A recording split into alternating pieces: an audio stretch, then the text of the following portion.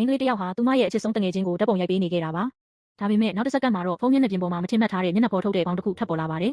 အန်နာဟာလီဆာကိုချက်ချင်းကြည့်လိုက်ပေမဲ့တခြားဘသူကိုမှမတွေ့ရပါဘူးဒါပေမဲ့အန်နာဖုန်းကိုပြန်မြှောက်လိုက်တဲ့အခါမှာတော့ဖုန်းမျက်နှာပြင်ပေါ်မှာမျက်နှာပေါ်ထုတ်တဲ့ပေါင်းတွေအများကြီးထပ်ပေါ်လာပါတော့တယ်အန်နာဟာကြောက်လန့်တကြားအော်ဟစ်လိုက်ပြီးသူမရဲ့ဖုန်းဟာမြေပြင်ပေါ်ကိုပြုတ်ကျသွားခဲ့ပါတယ်လီဆာကတော့အန်နာတစ်ခုခုနောက်နေတယ်လို့ပဲထင်နေခဲ့ပြီးစစ်ဆေးဖို့အနားကိုပြေးလွှားသွားခဲ့ပါတယ်အဲ့ဒီအချိန်မှာပဲအန်နာဟာကောင်းကင်ကိုစိုက်ကြည့်ရင်ရုတ်တရက်ဒူးထောက်လဲကျသွားပါတယ်လီဆာဘယ်လိုပဲခေါ်နေပါစေအန်နာကတော့ဘာမှပြန်မထူးတော့ပါဘူးလီဆာဟာအနီးနားမှာကူညီမဲ့သူကိုအသေးအံအော်ခေါ်ခဲ့ပေမဲ့ဘယ်သူမှရှိမနေပါဘူးဖုန်းလိုင်းတွေတောင်ရုတ်တရက်ပြတ်တောက်သွားခဲ့ပါတယ်တခြားရွေးချယ်စရာမရှိတော့တာကြောင့်လီဆာဟာအန်နာကိုပိုးပြီးတောအုပ်အပြင်ဘက်ကိုထွက်ဖို့ကြိုးစားခဲ့ပါတယ်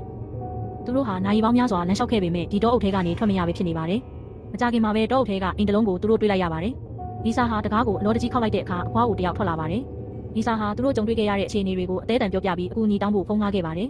ဒါပေမဲ့အဖွားအိုကတော့လီဆာတယောက်တည်းကိုပဲမြင်နေရတာပါသူမနဲ့အတူပါလာတဲ့အန်နာဟာပျောက်ကွယ်သွားခဲ့ပါပြီလီဆာဟာဒါဟာအရန်ကိုထူးဆန်းနေပြီလို့ခံစားလိုက်ရပါတယ်သူမဟာအန်နာနာမည်ကိုကျေလောင်စွာအော်ခေါ်ခဲ့ပေမဲ့သူမရဲ့ပဲတင်တန်တွေပဲပြန်ကြားနေရပါတယ်ညနေဆောင်တော့အဖွားအိုဟာကယ်ဆယ်ရေးခေါ်ဖို့အတွက်သူမရဲ့ကြိုးကုန်းကိုအသုံးပြုခဲ့ပါတယ်ပြီးနောက်လီဆာစားဖို့အတွက်တစ်ခုခုပြင်ဆင်ပေးဖို့မိဖို့ချောင်လေးကိုဝင်သွားပါတယ်မကြခင်မှာပဲလီဆာဟာထူးဆန်းတဲ့အတန်တစ်ခုကိုကြားလိုက်ရပါတယ်အဲ့ဒီအတန်ဟာမိဖို့ချောင်လေးကနေလာနေတာပါ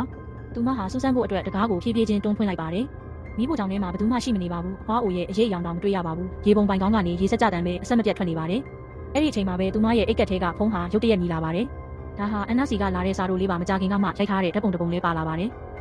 လီဆာကတော့ဒါဟာတာမန်ဓာတ်ပုံလိုပဲထင်ခဲ့တာပါဒါပေမဲ့ပုံကိုချက်ကြည့်လိုက်တဲ့အခါမှာတော့သူမရဲ့နောက်မှာပုံကွယ်နေတဲ့ထိတ်လန့်စရာတတဝါကြီးတစ်ကောင်ကိုတွေ့လိုက်ရပါတယ်ပိုပြီးထိတ်လန့်စရာကောင်းတာကအဲ့ဒီပုံတွေကတတဝါဟာလှုပ်ရှားနေတယ်လို့ပါပဲချက်ချင်းဆိုတယ်လို့ပဲအခန်းထဲကမီးတွေအားလုံးရုတ်တရက်ပိတ်သွားပါတယ်